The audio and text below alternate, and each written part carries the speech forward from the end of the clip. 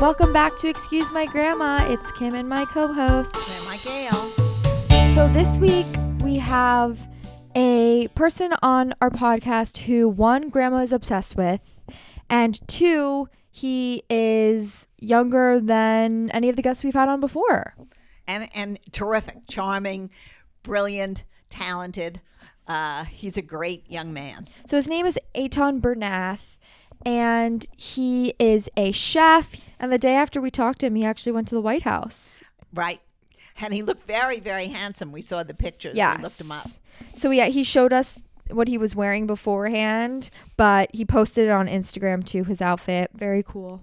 He's looked adorable. And he went down for, actually, I think the lighting of the Hanukkah menorah at the White House. Yes. So he's really very, very exciting, young, and I can't wait to talk to him. Yeah, really and he, special, Kim. And he has millions and millions of followers across all of his social platforms. So he's definitely a big deal. We're not the only ones who think that. Okay, without further ado, let's speak to Eitan. So guys, we are joined by Eitan Bernath. He's a 19-year-old chef, entertainer, author, more than I've accomplished, honestly, in my 25 years.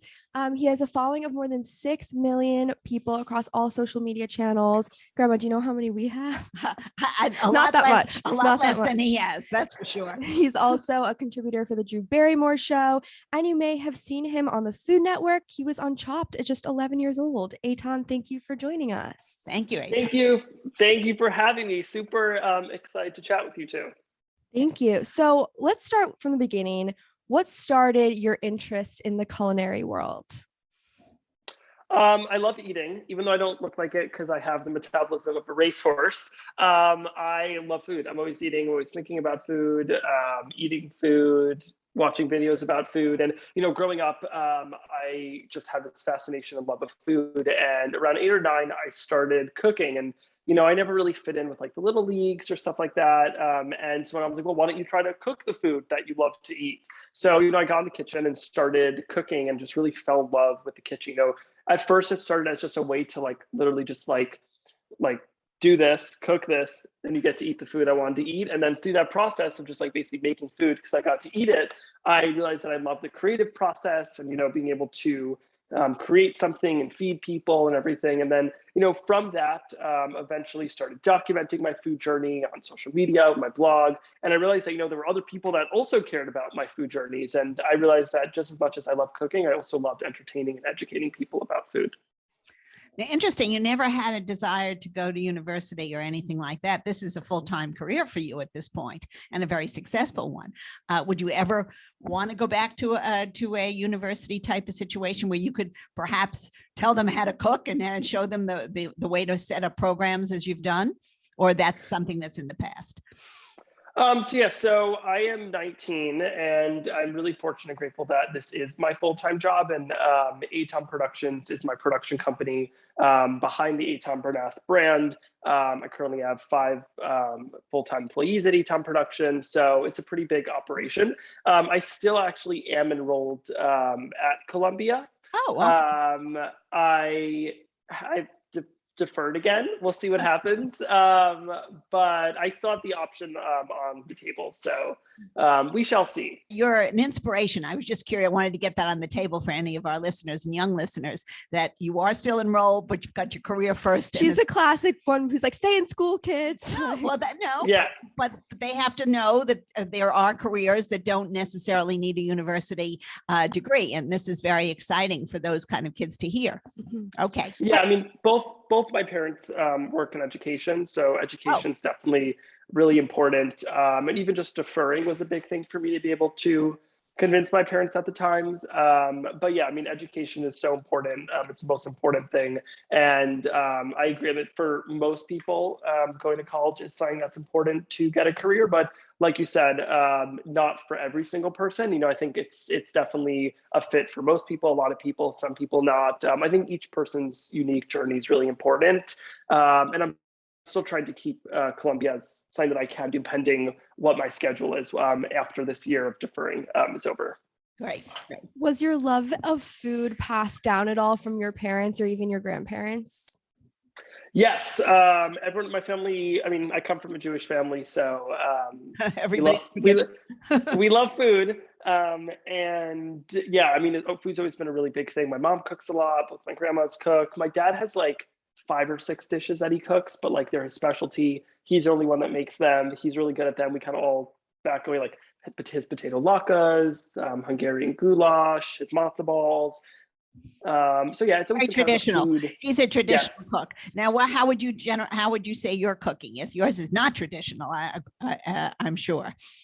Yeah, I would definitely say less traditional. I mean, I do a wide range of cooking on social media. So, I kind of divide my content into two pools. I have the kind of just like virally fun food, to kind of attract an audience that maybe isn't as interested in cooking or just is starting to get interested in cooking. And I kind of use that content as a way to kind of reel them in and get them, hey, like, you like what I'm doing something crazy with food? Like if I'm deep frying a steak, let's also show you something that's actual cooking and teach you. So yeah, I mean, I do crazy things with food for entertainment, but I also love to do, real deal cooking and like teaching people recipes. And I would describe my kind of culinary point of view as international comfort food. I really love that food that, you eat when you want some comfort, when it's a cold day outside, that you eat with family, you eat with friends, that you, that's nostalgic, that you enjoy cooking. I think that for me is the type of food that I really gravitate towards. Yeah, that's the thing for me. I feel like I always love looking at these crazy cooking videos, like as you said, a deep frying a steak. But then I have issues when it comes to the basic, like turning the water on for pasta. Like,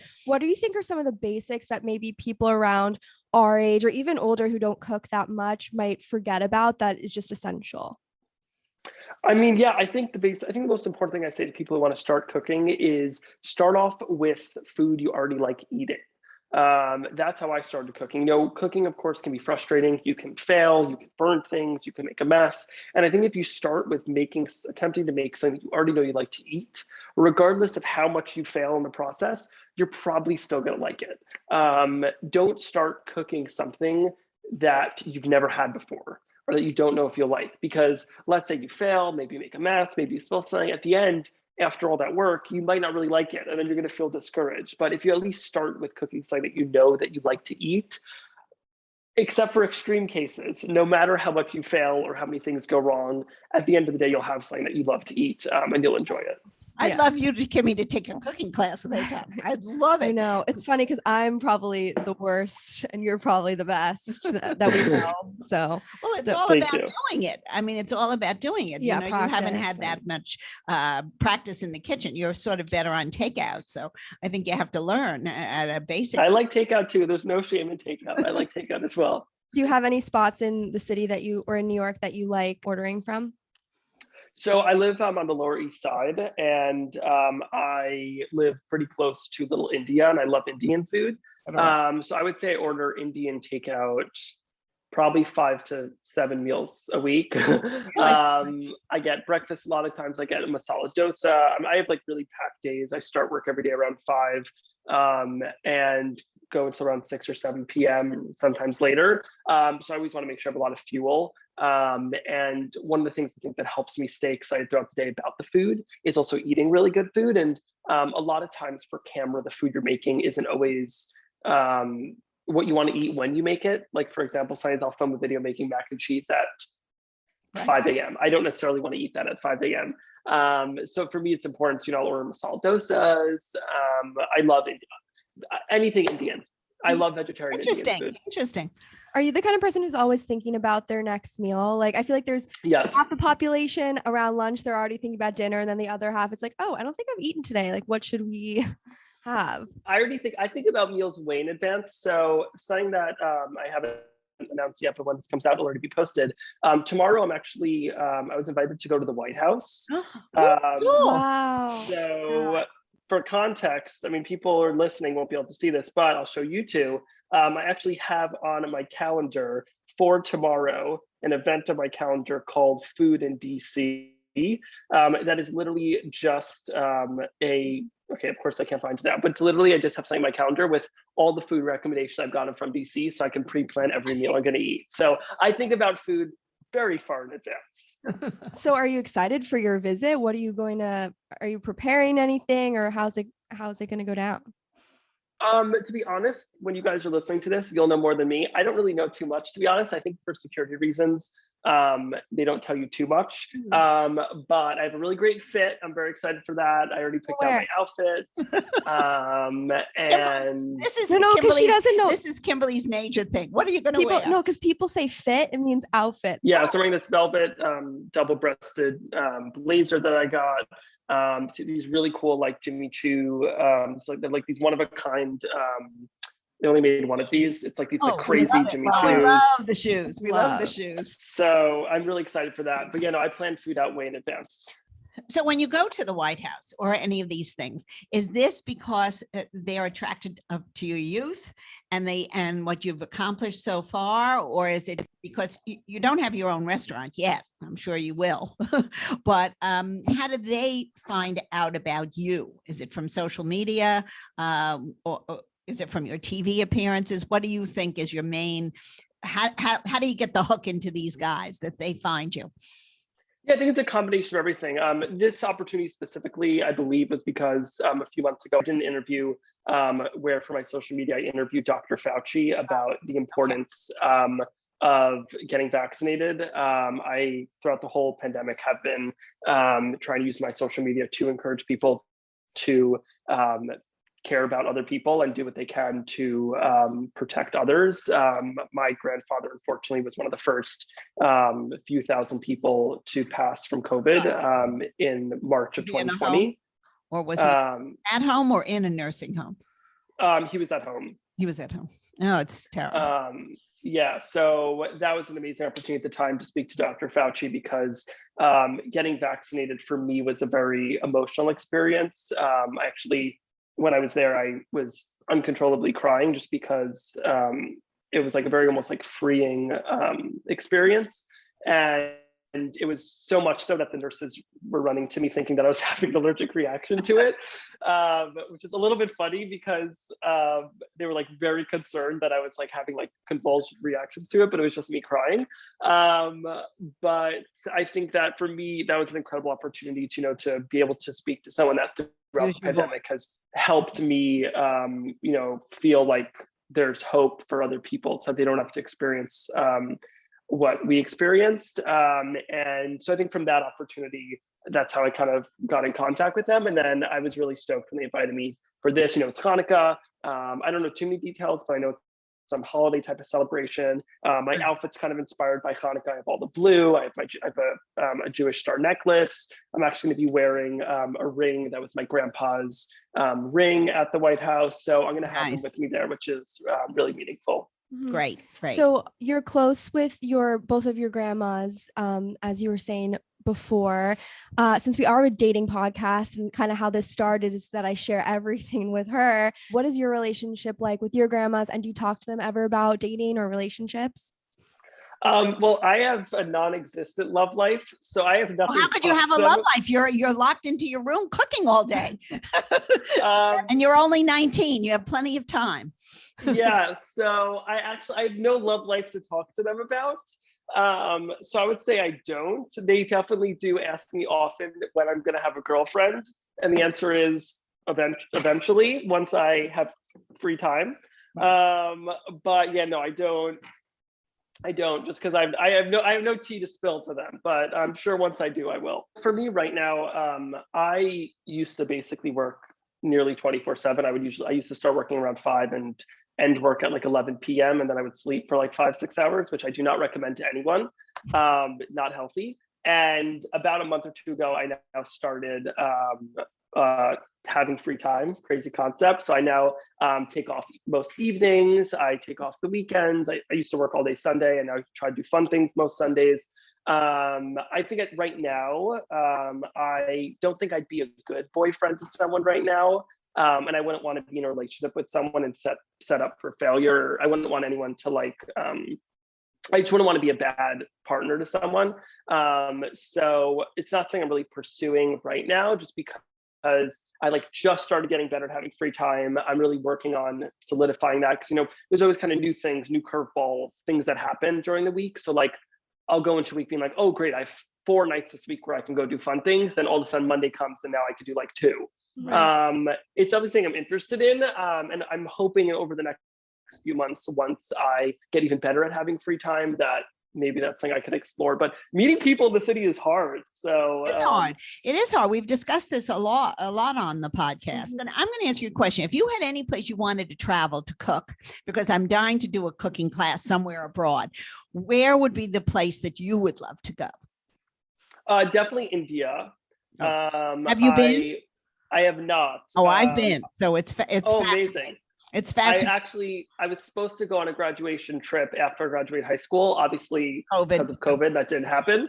But I'm hoping to eventually go. And actually in a few weeks over Christmas and New Year's break, Eitan Productions is closed for that week and a half. And I'm going to be going with a few friends to Italy and Paris. So I am very excited about food. We'll be in Paris also. We're going to be in Paris in January, so we're going to follow you up. We want amazing. Where you're going to eat, because if you have anything really spectacular, any bistro or a little place that I will be posting. Share. Okay, Kimmy will follow you because we want to know. Amazing. We're going about 10 days after you are. We're going after New Year's. Oh, amazing. Yes, I'm really excited. That'll be so fun. Oh, so it's great. It'll be so nice to travel. So with going back a little bit to your social media, how did it grow to be such a huge following? Yeah, so I had a lot of my growth during the pandemic. A lot of people got newly interested in food. Everyone was stuck home. They needed to start cooking. They couldn't go out to eat as much. So I think that was definitely something that really helped. And also just personally for me, I was home a lot more and a lot more time to film videos, a lot more time to do that. So TikTok really started growing. Honestly, also right before the pandemic, it's when I started growing pretty rapidly. And then throughout the pandemic, kept growing on there. Facebook is actually my biggest platform. I have 3 million members of my Facebook family on there. And that's also been really successful in the pandemic. Instagram, YouTube, Snapchat. I have a show on Snapchat that has been growing really rapidly. It gets around 10 million viewers every month. So I think all the socials, it's really just been, I've been spending the last 2 years in this pandemic.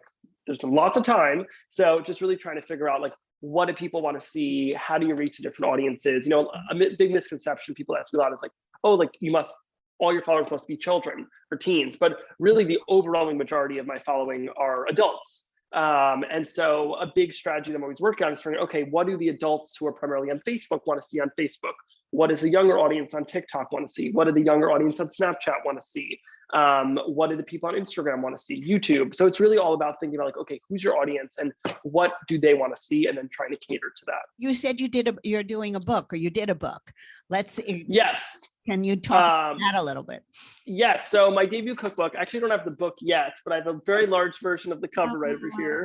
Oh, nice. For the viewers, he looks very handsome in his blue shirt. Thank you. Eitan Eats the World is now available for pre-order everywhere books are sold, and on eitaneatstheworld.com. All major retailers, Amazon, Barnes & Noble, Target, everything. And Eitan Eats the World is my first cookbook. It has 85 of my favorite comfort food recipes from around the world. I've spent the past about year, 2 years really working very hard on it. Everyone that I've ever spoken to, and I told that I was doing a cookbook, who has written a cookbook, has said to me good luck. Cookbooks are a beast. There's so much that goes into it, but it was a really fulfilling and exciting process. Are the recipes simple? Are the recipes on the simple side, or are they a little complicated? In other words, could a beginning cook pick up your cookbook and really do the recipe, or they need to be a little more experienced? So I tried to arrange. That's one of the things I really worked hard with this book, is that there are recipes in this that should be accessible and doable for new cooks in the kitchen, but then also recipes to push comfortable cooks in the kitchen out of their comfort zones. I have recipes like my PB&J pancakes, super easy, super delicious. It teaches the reader about making buttermilk pancakes, why that's important, but it's easy. You mix together ingredients, cook it like normal pancakes. I then have things that are a little more complicated in there, like how to make homemade General Chow's chicken or hummus basar. So my goal with the book is to kind of start you out with all right, here's a bunch of things you can make super accessible. As you're getting more comfortable, here's some things to keep pushing you out. So I think with this book, because my audience is so varied, I really tried to make it appeal to children, teens, adults, older people. And I think what I'm really trying to let people know that it's something that I've now learned in the book process is pre-orders are like the most important part of a book's success. The sales of a book actually before the book comes out are like the most important sales, which is very interesting. You know, that's how you get on the New York Times bestseller list. All those bestseller lists, they actually all are how much your pre-orders were. So if anyone is interested in buying the book, now is the best time. And I'm really excited just to I really feel like it's like the culmination of my culinary journey. You know, I've been cooking now for over a decade, which is crazy because I'm 19, but I started when I was around 8 or 9. And I'm just so excited. Like these are recipes. Like I'm really, are you guys good at keeping secrets? Yeah, Oh, sure, yeah, of but course. don't. She's really good. I'm very good. I'm It's horrific. one ear and out the other. I am horrible. If a thing all my friends know is if they want a secret, if they have a secret, don't tell me. Like I'm just like, do not tell me. I will tell someone. I'm bad at keeping secrets. At least I'm self-aware. So I think the hardest part of writing this book was that there's so many recipes in here that I like developed and then was so excited to share, but I had to wait. Right. So I'm like so excited for it to like go out into the universe and people get to see them because I hate keeping secrets. 2 follow-up questions. One is, are there any recipes either in the book, if you can share them, or outside the book that your grandma likes when you make? Yeah, so actually, both my grandmas have recipes in the book. My grandma Linda's chicken soup. It's called. We need that right now. Kimberly has a cold. Oh, there you go. Everyone thinks their grandma makes the best chicken soup, but mine actually does. And if you disagree, you're wrong. So I've her chicken soup recipe with my dad's matzo balls, and then my grandma Bobby always makes a really great gazpacho. And her gazpacho recipes in the book. So it was really important to me in this book to have my family in it. You know, every single member of my family is represented in this book, whether it's one of their recipes or a recipe they love to eat. So I'm really excited to have that, especially my grandma's. Well, we love generational here on this podcast, as Yes. you can see. Exactly. My other question was, it's interesting to me because with the rise of these videos, you know, the ones that you do, or even Tasty and all of these things, that people are still buying cookbooks and wanting that in their home, and just, you know, to have something accessible and tangible. Yes. I like to look off a cookbook. I find it very interesting. And I actually love the pictures. So, I mean, I know people do things online, but I like the actual book. I like to look at it. I like to see the recipe. And I always mark the ones that I like the best for whatever reason. I have like little paper things in my old cookbooks. But the modern equivalent, right, would be like, there's the videos. So that's the pictures too. And then you can kind of save them in the same way. Yeah, but you're much better at that. I still like the actual, I'm still reading actual books. I don't love reading off a Kindle. When you're cooking, Eitan, is there a way that you like to follow a recipe the most? Like, do you think you look more at cookbooks or online? Yeah, I mean, I think a bit of both. I love cookbooks. I mean, ever since I was a little kid, my entire top shelf on my desk was all books. If you look at my kitchen now, I have tons of cookbooks all over the kitchen. I really do love cookbooks, and kind of like you're saying, I like tangible books. I mean, so much on the internet. I actually just recently got back into reading. For the past bunch of years of my life, I never read books. And I just got back into it, and I love it. I now read a lot. And I definitely think that just like when reading a literature book, for me, it's the same as a cookbook. Like, there's just something special about like a book you can physically hold. You know, you can like sit on the couch, scroll through it. There's just something about like owning it and having that paper that to me is really special. And you know, just like sometimes there's like little stains in the book from when you were cooking in it. There's fold. I also feel like something that's great about cookbooks, and especially I definitely know with my book, is there's a different sense of quality in the recipes.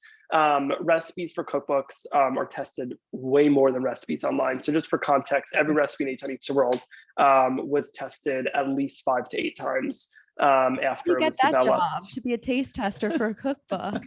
Yeah, well, it's a cooking. You also have to cook it. You don't just taste it. So aside from like obviously the development process that I did, every single recipe in the book was cooked by 4 other people, not just me, after I developed it. Right. And then they made sure that every recipe worked in their kitchen. So like, for example, I even had some baking recipes that somebody was testing a recipe I wrote, was like in some part of the country, the elevation's higher. And we had to think about, for the baking recipe, how do we make sure that this works both at my elevation and their elevation, so that people around the country around the world can use it. So I think also with a book, you know that when you're making a recipe, there's a greater sense of like, it's going to work. Whereas online, you don't know. You might Google a recipe, find a blog, maybe that person made it once and took a photo. This book, every recipe has been tested to make sure to work every single time you make it. So I wanted to talk about a little bit, you often talk about being a feminist. How did you kind of get involved in that movement, and what does being a feminist mean to you? Yeah, so ever since I was a little kid, even before I knew about the word feminist, I kind of started out, I couldn't comprehend why like being a feminist wasn't just like the norm, like just like you breathe, you believe that women should have equality. Like I didn't know that it was something that needed to have a word, just like there's no word for people that support drinking water. Like I always just assumed it was a given. And growing up, from as young as my parents remember me being, even before I can remember, I was always get very confused when I'd be in situations where there would be inequality, or I'd hear people saying things that were sexist and things like that. And as I got older and learned more words, I eventually learned that there was a word for this, and that unfortunately there needs to be a word for this, because it's unfortunately not the given. And once I learned about it and learned about feminism and learned that there was this word to describe like what it means that women should have equal rights, socially, economically, everything. There was this word, and that it was something that you actually needed to be vocal about, because unfortunately not everyone feels that way. And growing up, my mom, I kind of grew up around a lot of strong women. My mom, both my grandmas worked, and for me it was just like, it took me a while to understand that like this wasn't like not normal, but like I always was shocked when people would be shocked that I was a feminist as like a little boy. But I think for me, what it means for me is just like it makes no sense to me why everyone wouldn't support equality for men and women. And it's weird. I find it really weird. I don't get it. It's one of those things. I just don't get why it's not a normal thing. And for me, I think what that means practically, the way I try to live my life, is making sure to be vocal on my social media. Something that really is important to me is access to education. Most of the money that I donate to helping fund women's education in countries where they're traditionally denied it, because education is power. Education can make the women work. They can help support themselves, their families. And I think that's really important. Everything from as little as in my apartment, my roommate is also a guy, but in our bathrooms, we have tampons and pads for any girls or women that come in the apartment, and just making sure that to destigmatize things like that. Like there's no reason, if you're a guy, have those in your apartment. If you have girls over, like they need them. People need them. You should have them. So I think it's just everything. I'm in love with you. Posting about it to as small as just helping to be accommodating. Mm-hmm. No, that's so nice. That's such a good idea of just something small, because I feel like on a day-to-day, like I talk to my guy friends and they're like, yeah, of course I'm a feminist. But it's like, when someone says something misogynistic, like, do you say something? Like, how can you be more aware on a day-to-day as a man, especially, a young man, about these kind of things? I was just going to say, I think also we in America, it's much different than if you go to Asia or to the Middle East. And I mean, where there are really issues, we're lucky here. We have people like Eitan speaks out, and we know about it. There are certainly people who have a problem here in America or in the democratic countries, but there is a whole culture out there that does not believe women are equal. So, it's going to be generations and generations to educate them. And we need people like you to speak out, because you have a vocal voice. And we try a little bit on our podcast as well. But there is an issue, I mean, worldwide, about women. And, it's not an easy role, especially since it is cultural in a lot of societies. Yeah, no, definitely the way I see it is like, I have no interest in being at a forefront of anything. Like, it is not, men are not needed at the forefront of the movement. But I think it's just important, even like as a young kid, like in school, when boys would say things that were misogynistic, or make a joke like, oh, that girl's on her period or something like that, and being like, hey, like that's not okay. Like that's biological, like there's literally nothing wrong with that. And I think it's just little things like that. And it's just those small things, like you said, like if you're, especially as a guy, like if one of your friends makes a misogynistic comment or says something sexist, it's like it's not fun or comfortable to confront someone like that. But little things like that really can help. I know in high school and elementary school, I would do that often. And maybe it's not always the cool thing to do, or it could be seen as weird, but like, I think it's really important. And I think each person can, help in their own little way. And even if that person maybe is like, you're stupid, like, I don't care. But like, even if one person maybe then thinks like, oh, maybe I shouldn't say that, that could really help. So I think it's just like small little things. Obviously it's like you said, it's a worldwide problem. It's not something you could solve by yourself, but I think it's those little things that really can go a long way and be meaningful to people. I agree.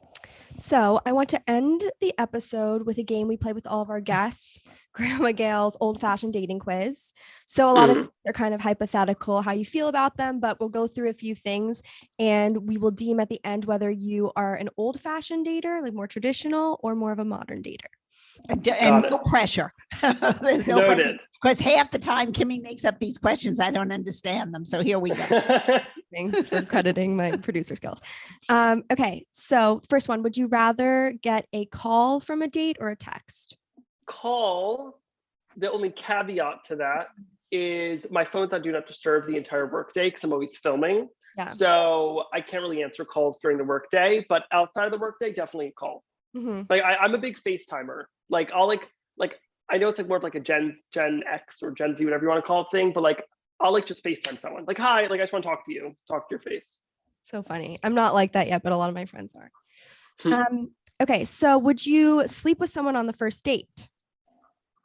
I like to get to know people. Okay.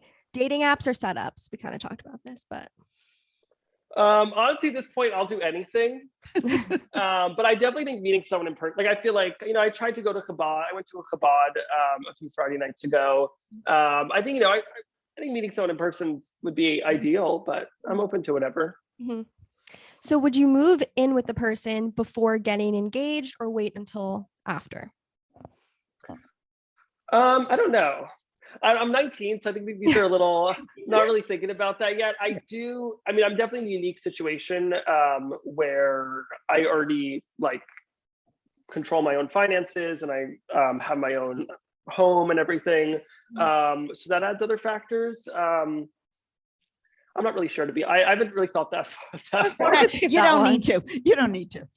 Okay. And then do you think that you should alternate paying for the date, or that one person in the relationship should always pay?